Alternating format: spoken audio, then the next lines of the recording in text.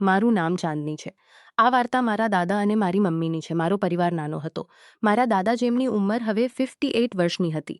મારી મમ્મી જે 36 વર્ષની હતી. મારા મોટા ભાઈ અવિનાશ જે 24 વર્ષના છે અને હૈદરાબાદમાં નોકરી કરે છે, અને હું 21 વર્ષની ચાંદની.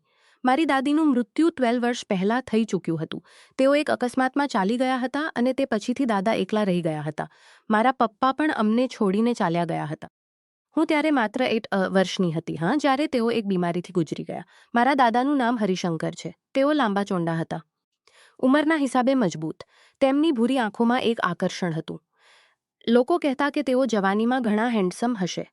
મમ્મીનું નામ મંજુ દેવી છે. તેઓ ઘણી ખૂબસૂરત હતી. ગોરા રંગ, લાંબા કાળા વાળ અને એક સ્મિત જે કોઈનું પણ હૃદય જીતી લે. તેઓ ઉદાસ રહેતા, કદાચ પપ્પાની યાદ અથવા કંઈક બીજું. પણ સાચું તો મને પછીથી ખબર પડી. જ્યારે હું કોલેજમાં હતી, પહેલા વર્ષનો અભ્યાસ કરતી હતી. અવિનાશ હૈદરાબાદમાં હતો. પાછલા 8 મહિનાથી પણ તેની ગેરહાજરીમાં ઘરમાં એક ખાલીપણું વધી ગયું હતું. અને કદાચ આ જ ખાલીપણું બાદ છે અને મમ્મીને એકબીજાની નજીક લઈ આવ્યું. આ બધું પાછલા 8 મહિનાની વાત છે. માર્ચનો મહિનો હતો. ગરમી શરૂ થઈ ચૂકી હતી. હું કોલેજથી થાકીને ઘરે પાછી આવી હતી. તે દિવસે મારી એક ક્લાસ વહેલી ખતમ થઈ ગઈ હતી અને મેં વિચાર્યું કે ઘરે જયેલું હતું, જે થોડું અજીબ હતું, કારણ કે મમ્મી હંમેશા તેને બંધ રાખતા. મેં મારા જૂતા ઉતાર્યા અને ચૂપચાપ અંદર ચાલી ગઈ. ઘરમાં સન્નાટો હતો. મેં વિચાર્યું કદાચ મમ્મી બજાર ગયા હશે અને દાદા પોતાના રૂમમાં હશે. હું મારા રૂમ તરફ વધી, પણ ત્યારે મને રસોઈમાંથી કેટલીક અવાજો સંભળાયા. હલકા હલકા હાસ્ય, કેટલીક ફૂસફૂસાહટ. મેં વિચાર્યું કદાચ કોઈ પાડોશી આવ્યો હશે. મમ્મીને હસતા હું ઘણા દિવસો પછી સાંભળ્યા હતા, તો મારા મનમાં એક ઉત્સુકતા જાગ. હું ચૂપકે રસોઈ ખુલ્લું હતું અને મેં અંદર ઝાંકીને જોયું. જે મેં જોયું તે મારા માટે કોઈ ઝટકાથી ઓછું નહોતું. મમ્મી રસોઈમાં ઊભા હતા. તેઓ ચા બનાવતા હતા અને તેમના હાથમાં એક કપ હતો. તેમના બરાબર પાછળ દાદા ઊભા હતા. તેમના હાથ મમ્મીની કમર પર હતા અને તેઓ ધીરે ધીરે તેમના કાનમાં કંઈક કહી રહ્યા હતા. મમ્મી હસી રહ્યા હતા. તેમની આંખોમાં એક ચમક હતી જે મેં પહેલાં ક્યારેય નહોતી જોઈ. દાદાનો ચહેરો મમ્મીના ખભા પાસે હતો અને તેઓ ધીરેથી તેમની ગરદન પાસે પોતાની નાક લઈ ગયા. મમ્મીએ હલકેથી પોતાની આંખો બંધ કરી, જાણે તેઓ તે પળને અનુભવી રહ્યા હોય. આ બધું એટલું અજીબ હતું કે હું સમજી જ નહીં શકી કે શું થઈ રહ્યું છે. મારું હૃદય જોરજોરથી ધડકી રહ્યું હતું. હું ચૂપચાપ પાછળ હટી ગઈ અને પોતાના રૂમમાં ચાલી ગઈ. મેં બારણું બંધ કર્યું અને પથારી પર બેસી ગઈ. મારા મગજમાં સવાલોનું તોફાન ઉઠી રહ્યું હતું. શું મેં જે જોયું તે સાચું હતું? શું મેં જે જોયું ગલત સમજી રહી છું? કદાચ હું ગલત સમજી રહી છું. કદાચ તેઓ ફક્ત હાસ્યમજાક કરી રહ્યું હતું. મેં પોતાને શાંત કરવાનો પ્રયાસ થતું. મેં વિચાર્યું કે કદાચ આ એક વખતની વાત હોય, પણ તેમ છતાં મારા મનમાં એક શંકાનું બીજ પડી ગયું હતું. તે દિવસ પછી મેં દાદા અને મમ્મી પર નજર રાખવાનું શરૂ કર્યું. અગલા કેટલાક દિવસોમાં મેં ગૌરવ કર્યું કે દિવસે બધું સામાન્ય હતું. મમ્મી સવારે ઉઠતા નાસ્તો બનાવતા, દાદાને ચા આપતા. દાદા પોતાના અખબારમાં ખોવા જતા અને મમ્મી ઘરના કામમાં લાગી રહેતા. પણ કંઈક તો બદલાયું હતું. દાદાની આંખોમાં એક ચમક હતી જે પહેલાં નહોતી દેખાતી. તેઓ મમ્મી સાથે વાત કરતા વખતે થોડા વધુ મુસ્કુરાતા. મમ્મી પણ પહેલાં કરતાં વધુ ખુશ લાગતા. તેઓ ગુનગુનાતા રહેતા, પોતાના વાળને વારંવાર સંવારતા અને ક્યારેક દાદા તરફ જોઈને હલકેથી મુસ્કુરાઈ જતા. આ બધી નાની નાની વસ્તુઓ હતી, પણ મારી શંકાને વધુ ઊંડી કરી રહી હતી. એક સાંજે હું પોતાના રૂમમાં બેસીને પુસ્તક વાંચતી હતી. મમ્મીએ કહ્યું હતું કે તેઓ પાડોશમાં કોઈને મળવા જઈ રહ્યા છે અને દાદા પોતાના રૂમમાં હતા. મેં વિચાર્યું કે થોડું ટીવી જોઈ લઉં. હું હોલમાં ગઈ, પણ ત્યારે મને મમ્મીના ચપ્પલના અવાજ સંભળાયા. મેં વિચાર્યું કદાચ તેઓ વહેલા પાછા આવ્યા. મેં ટીવીનો અવાજ ઓછો કર્યો અને ચૂપકે જોવાનો પ્રયાસ કર્યો. મમ્મી હોલમાં નહોતા. મેં ગૌરવ કર્યું કે દાદાના રૂમનું બારણું હલકુસા ખુલ્લું હતું. હું ચૂપચાપ ત્યાં સુધી ગઈ. અંદરથી મમ્મીની ધીમી અવાજ આવી. હરિશંકરજી, કોઈ જોઈ લેશે તો શું વિચારશે? દાદાએ હસતા હસતા કહ્યું. મંજુ, ચાપ. મમ્મી, દાદાની બહાર કોઈ નથી. ચિંતા ન કરો. મેં બારણાની દરારથી ઝાંકીને જોયું. દાદાનો હાથ મમ્મીની પાસે બેઠા હતા. હાથ મમ્મીના ખભા પર હતો અને તેઓ ધીરે ધીરે તેમના વાળને સહેલાવી રહ્યા હતા. પછી દાદાએ તો તરફ જોઈને મુસ્કુરાઈ રહ્યા હતા. પછી દાદાએ પોતાનો ચહેરો મમ્મીની નજીક કર્યો અને મમ્મીએ પોતાની આંખો બંધ કરી લીધી.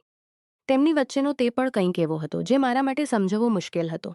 હું ચૂપચાપ પાછળ હટી ગઈ અને પોતાના રૂમમાં આવી ગઈ. મારું મગજ સુન્ન થઈ ગયું હતું. કેટલાક દિવસ પછી એક રાત્રે હું મોડી સુધી અભ્યાસ કરતી હતી. કરીબ 12 વાગ્યા હશે. મેં વિચાર્યું કે પાણી પીને સૂઈ જાઉં. હું પોતાના રૂમમાંથી નીકળી અને રસોઈ તરફ વધી. ત્યારે મેં જોયું કે દાદા પોતાના રૂમ તરફ જઈ રહ્યા હતા. તેઓ ચૂપચાપ ચાલી રહ્યા હતા, જાણે કોઈને ખબર ન પડે. મમ્મીનો રૂમ પહેલી માળ પર હતો અને દાદાનો રૂમ નીચે. મેં વિચાર્યું કદાચ ને કોઈ કામ પણ પછી મેં જોયું કે મમ્મીના રૂમનું બારણું હલકું ખુલ્લું અને દાદા અંદર ચાલ્યા ગયા. બારણું બંધ થઈ ગયું. હું ત્યાં જ સીડીઓ પર ઊભી રહી ગઈ. મારું હૃદય ફરીથી ઝડપથી ધડકવા લાગ્યું. મેં હિંમત કરી અને ચૂપકે મમ્મીના રૂમ પાસે ગઈ. બારણાની નીચેથી હલકી રોશની આવી રહી હતી. મેં કાનને બારણા સાથે લગાડ્યા. અંદરથી હલકા હલકા વાતો સંભળાઈ રહી હતી. મમ્મીનો અવાજ. હરિશંકરજી, જો ચાંદનીને ખબર પડી ગઈ તો. મંજુ, તે સૂઈ રહી છે, તેને કંઈ ખબર નથી. પછી થોડી વાર માટે સન્નાટો છવાઈ ગયો. અને પછી કેટલાક એવા અવાજો આવ્યા જે મારા માટે સમજવા મુશ્કેલ નહોતા. પથારીની હલકી ચરમરાહટ, કોઈ વસ્તુ પડવાનો અવાજ અને પછી મમ્મીની ધીમી શ્વાસો. એવું લાગતું હતું કે તેઓ બંને એકબીજાના ઘણા નજીક હતા. હું તી ભાગીને પોતાના રૂમમાં આવી ગઈ. મેં બારણું બંધ કર્યું અને પથારી પર લેટ ગઈ. મારી શ્વાસો ઝડપી હતી અને મારું શરીર ધ્રુજી રહ્યું હતું. આ શું હતું? મારી આંખોની સામે વહીં સબ ઘૂમી રહ્યું હતું. રસોઈમાં તે પણ, હોલમાં તે, નજીકી, અને હવે આ રાતનો સન્નાટો. શર્મિંદગી હતી, પણ સાથે એક અજીબ સા ખેંચાણ પણ હતો. હું સમજી શકતી નહોતી કે મારા સાથે શું થઈ રહ્યું છે. અગલા દિવસે હું કોલેજ ગઈ, પણ મારું ધ્યાન ક્યાંય નહોતું. મારા મિત્રોને પૂછ્યું કે હું ઉદાસ શા માટે છું, પણ કંઈ નહીં કહ્યું. હું ફક્ત વિચારી રહી હતી કે શું કરું. શું હું મમ્મીને પૂછું અથવા દાદાને? અને પછી એક અજીબ વાત થઈ. હું જ્યારે પણ તે રાતને યાદ કરતી, મારું શરીર એક અજીબસી ગરમીથી ભરાઈ જતું. મારા મનમાં કેટલાક ગલત વિચારો આવવા લાગ્યા. હું વિચારવા લાગી કે શું આવું થવું ગલત છે? શું પ્રેમ અને નજીકીની જરૂરિયાત સૌને નથી હોતી? અને પછી એક ખતરનાક વિચાર મારા મગજમાં આવ્યો. શું મને પણ કોઈની જરૂર છે? મેં પોતાના મિત્ર આર્યન તરફ ધ્યાન આપવાનું શરૂ કર્યું. તે કોલેજમાં મારી સાથે વારંવાર વાત કરતો, જે મેં દાદાની આંખોમાં જોઈ હતી. તે હસતો, મારી સાથે મજાક કરતો અને ક્યારેક મારી નજીક આવવાનો પ્રયાસ કરતો. પહેલાં હું તેને દૂર રાખતી, પણ હવે હું તેને રોકી શકતી નહોતી. એક દિવસ અમે કોલેજ પછી પાર્કમાં બેઠા હતા. તે મારી પાસે આવ્યો. તેણે મારા હાથને સ્પર્શ કર્યો. તેની આંગળીઓ મારી હથેળી પર હલકેથી ઘૂમી રહી હતી અને મારા શરીરમાં એક અજીબસા કંપન થયો. તેણે ધીરેથી મારા કાનમાં કહ્યું, ચાંદની, તું ઘણી ખૂબસૂરત છે. મેં કંઈ નહીં કહ્યું, ફક્ત તેને તેની વધુ નજીક જવા દીધી. તે દિવસ પછી આર્યન અને મારી વચ્ચે કંજીક જવા દીધી. તે દિવસ પછી મારી વચ્ચે કંઈક બદલાઈ ગયું. તે મને મેસેજ કરતો. અમે કોલેજ પછી વારંવાર મળવા લાગ્યા. એક વખત તેણે પરિવાર બહાર ગયો હતો. હું ગઈ. અમે તેના રૂમમાં બેઠા હતા. તેણે મારી નજીક આવીને મારા ખભા પર હાથ મૂક્યો. તેની શ્વાસો મારા ચહેરા પાસે હતી. તેણે ધીરેથી મારા ગા હતો, જે મને ગાલને સ્પર્શ કર્યો, અને મેં તેને રોક્યો નહીં. તે પણ કંઈક એવો હતો જે મને ગલત પણ લાગતો હતો. ધીરે ધીરે હું આર્યન સાથે વધુ સમય વિતાવવા લાગી. અમે કોલેજ પછી ક્યાંય ને ક્યાંય ફરવા જતા. તે મને પોતાના ક્યાંય ને ક્યાંય ફરવા જતા. પણ મારા મનમાં હંમેશા દાદા અને મમ્મીની વાત ઘૂમતી રહેતી. પણ મારા મનમાં હંમેશા તેઓ આવું કરી શકે છે, તો મારા માટે પણ આ ગલત નથી. મેં પોતાને સમજાવવાનો પ્રયાસ કર્યો કે આ બધું સામાન્ય છે, પણ ક્યાંય ને ક્યાંય મારા અંદરનો એક ભાગ ચીસો પાડતો હતો કે હું ગલત રસ્તે જઈ રહી છું. એક રાત્રે હું ઘરે પાછી આવી. મમ્મી અને દાદા હોલમાં બેઠા હતા. મમ્મી દાદા માટે ચા બનાવી રહ્યા હતા અને દાદા તેમની તરફ જોઈને મુસ્કુરાઈ રહ્યા હતા. મેં ગૌરવ કર્યું કે મમ્મીની સાડીનો પલ્લો થોડો નીચે સરકી ગયો હતો અને દાદાની નજરો ત્યાં જ ટકી હતી. મમ્મીએ હલકેથી પોતાના વાળને ઠીક કર્યા અને દાદાએ પોતાનો હાથ મમ્મી તરફ વધાર્યો. હું ચૂપચાપ પોતાના રૂમમાં ચાલી ગઈ. પણ તે દૃશ્ય મારા મગજમાંથી નહીં ગયું. અને પછી એ જ રાત્રે આર્યનનો મેસેજ આવ્યો. તેણે લખ્યું, ચાંદની, તું આજે ઘણી સારી લાગી રહી હતી. કાશ તું મારી પાસે હોત. મેં જવાબ આપ્યો, કાશ હું પણ તમારી પાસે હોતી. અને તે રાત્રે મેં પોતાને પૂરેપૂરી બદલતા અનુભવ્યું. અનેક મહિના વીતી ગયા. હું આર્યન સાથે પોતાના રસ્તે ચાલી રહી હતી અને દાદા મમ્મી પોતાના રસ્તે. આર્યન સાથે મારી નજીકી હવે એક આદત બની ગઈ હતી. હું દિવસે કોલેજ જતી. પણ મારું મન ક્યાંય બીજે રહેતું. ક્લાસમાં બેસાને હું આર્યનના મેસેજ વાંચતી, તેની વાતોમાં ખોવાઈ જતી. તે મને દરરોજ કંઈક ને કંઈક એવું કહેતો, જે મારા હૃદયને સ્પર્શતું. એક દિવસ તેણે મને ફરીથી પોતાના ઘરે બોલાવ્યો. હું ગઈ. તેનો રૂમ હલકી રોશનીથી ભરેલો હતો અને ત્યાં એક અજીબસા સન્નાટો હતો. તે મારી પાસે આવ્યો. મેં કંઈ નહીં કહ્યું, મેં ફક્ત પોતાને તેની વધુ નજીક જવા દીધી. તે પણ કંઈક એવો હતો જે મને દર વખતે વધુ ઊંડે સુધી લઈ જઈ રહ્યો હતો. મેં પોતાની આંખો બંધ કરી લીધી અને તેના સ્પર્શને અનુભવવા લાગી. મારા મનમાં એક સવાલ ઉઠ્યો. શું આ વહીં અહેસાસ છે જે મમ્મીને દાદાની પાસે લઈ જાય છે? પણ મેં તે સવાલને દબાવી દીધો. તે દિવસ પછી હું વધુ નહીં ગયો હતો. હું મોડી રાત સુધી તેની સાથે બહાર રહેતી અને ઘરે પાછા આવવાનો મન જ નહોતો. ઘરનું વાતાવરણ હવે પહેલાં કરતાં પણ વધુ અજીબ થઈ ગયું હતું.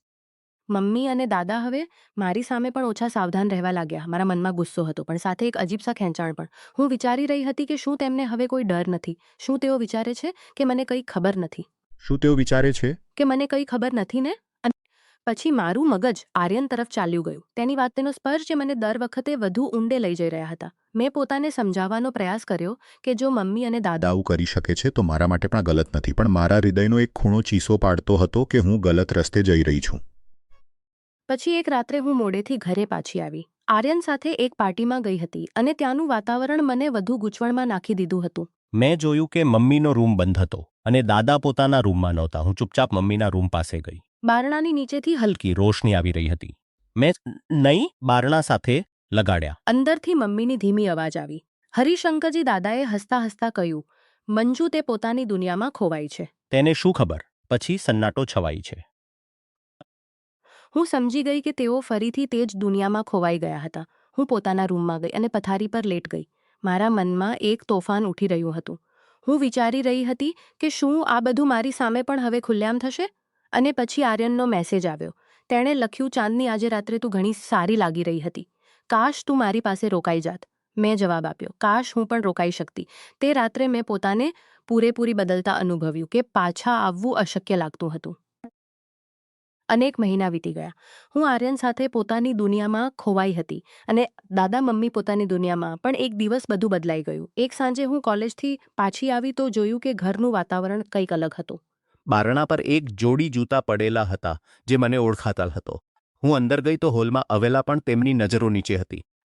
મમ્મી અને દાદા પણ ત્યાં હતા, પણ તેમની નજરો નીચે હતી. મેં કહ્યું, ભૈયા તબ જોઈને ધીરેથી કહ્યું, આજે સવારે ચાંદની તું ઉપર જા. મને મમ્મી અને દાદા સાથે કંઈક વાત કરવાની છે. મને અજીબ લાગ્યું, પણ હું પોતાના રૂમમાં ચાલી ગઈ. ઉપરથી મને તેમની અવાજો સંભળાઈ રહી હતી. અવિનાશનો અવાજ ઊંચો થઈ રહ્યો હતો અને મમ્મીનો અવાજ કાપી રહ્યો હતો. હું ચૂપકે સીડીઓ પર આવી ગઈ અને સાંભળવાનો પ્રયાસ કરવા લાગી. અવિનાશ ચીસો પાડી રહ્યો હતો.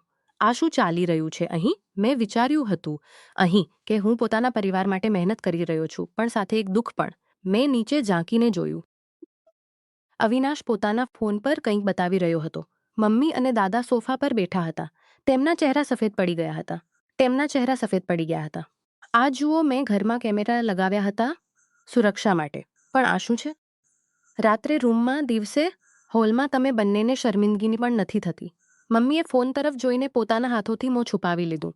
દાદાનું માથું ઝૂકેલું હતું અને તેમની આંગળીઓ કાપી રહી હતી. પછી અવિનાશે મેજ પર જોરથી મુક્કો માર્યો અને ચીસો પાડી. તમે લોકો મારા પરિવાર છો અને તમે આ બધું કર્યું મારી પીઠ પાછળ. મમ્મી રોતા રોતા બોલી, અવિનાશ બેટા, અમને માફ કરી દે, અમે બકી ગયા હતા એકલતા. તે અમને અહીં લઈ આવ્યો. તેમનો અવાજ તૂટી રહ્યો હતો. દાદાએ ધીરે કહ્યું, અવિનાશ, મેં ગલતી કરી. તેમના અવિનાશ, મેં ગલતી કરી. મને ખબર નહોતી કે આ બધું એટલું આગળ વધી જશે. અમને માફ કરી દે. પણ અવિનાશનો ગુસ્સો ઓછો નહોતો થતો. તેણે કહ્યું, ના, તમે લોકો માફી માંગો છો. શું તમને ખબર છે કે આ ઘરમાં શું તૂટી ગયું છે? ચાંદની સુધી આની ચપેટમાં આવી ગઈ છે. હું સાંભળી રહી હતી અને મારા પગ કાંપવા લાગ્યા. અવિનાશે મને અવાજ આપ્યો. ચાંદની નીચે ગઈ. અવિનાશ ભૈયાએ મારી તરફ જોઈને કહ્યું, ચાંદની, તું પણ કે આ બધું ક્યારથી ચાલી રહ્યું છે અને તું ક્યાં સુધી બકી ગઈ? હું રોઈ પડી. મેં બધું કહી દીધું. રસોઈમાં તે પણ રાતનો સન્નાટો અને આર્યન સાથે મારી ગલતીઓ. અવિનાશનો ચહેરો લાલ થઈ ગયો. તેણે પોતાના વાળ ખેંચરાત મહેનત કરું છે. હું હૈદરાબાદમાં દિવસરાત મહેનત કરું છું અને અહીં બધું બરબાદ થઈ રહ્યું છે. મમ્મીએ અવિનાશના પગ પકડી લીધા અને રોતા રોતા કહ્યું, બેટા, અમને એક તક આપી દે, અમે સુધરી જઈશું. દાદા પણ હાથ જોડીને બોલ્યા, અવિનાશ, હું બુઢો છું, મારી ગલતી હતી, મને સજા આપી દે, પણ આ ઘરને બચાવી લે. પણ અવિનાશે પોતાનો ચહેરો બીજી તરફ કરી લીધો. તેની આંખોમાં આંસુ હતા, પણ તેનો ગુસ્સો ઓછો નહોતો. તેણે કહ્યું, ના, આ માફીની વાત નથી. આ અપરાધ છે અને તેના માટે તમને સજા મળવી જોઈએ. અગલા દિવસે સવારે અવિનાશે પોલીસને ફોન કરી આવ્યા. એક ઇન્સ્પેક્ટર અને 3 કોન્સ્ટેબલ. અવિનાશે તેમને ફોનમાં કેમેરાની ફૂટેજ બતાવી. ઇન્સ્પેક્ટરે ફૂટેજ જોઈ અને કહ્યું, આ ગંભીર મામલો છે. મમ્મી અને દાદા ચૂપચાપ બેઠા હતા. મમ્મીની આંખોમાંથી આંસુ વહી રહ્યા હતા અને દાદાનો ચહેરો પથ્થરની જેમ સખત થઈ ગયો હતો. પોલીસે બંનેને હાથકડી લગાવી. મમ્મીએ મારી તરફ જોઈને ધીરેથી કહ્યું, ચાણ, હું કંઈ બોલી શકી નહીં. મોહલ્લામાં હંગામો મચી ગયો. પાડોશીઓ બહાર નીકળી આવ્યા અને લોકો કાનાફૂસી કરવા લાગ્યા. પોલીસની ગાડીમાં મમ્મી અને દાદાને બેસાડવામાં આવ્યા. અવિનાશ મારી પાસે આવ્યો અને કહ્યું, ચાંદની, આ સાચું છે. તેમને પોતાની ગલતીની સજા મળવી જોઈએ.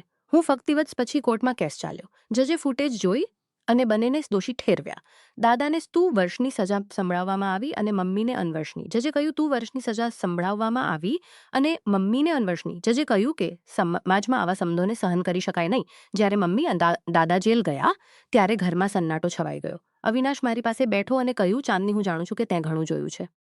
તું પણ બહકી ગઈ હતી, પણ હજુ વખત છે. મેં રોતા રોતા કહ્યું, ભૈયા, હું ગલત રસ્તે ચાલી ગઈ હતી. મને માફ કરી દે. અવિનાશે મારા ખભા પર હાથ મૂક્યો અને કહ્યું, ચાંદની, હું તારો ભાઈ છું. પણ આપણે સમજવું પડશે કે ગલત રસ્તા આપણને ફક્ત બરબાદી તરફ લઈ જાય છે. તે દિવસ પછી અવિનાશે મારા અભ્યાસ પર ધ્યાન લગાવવા લાગ્યો.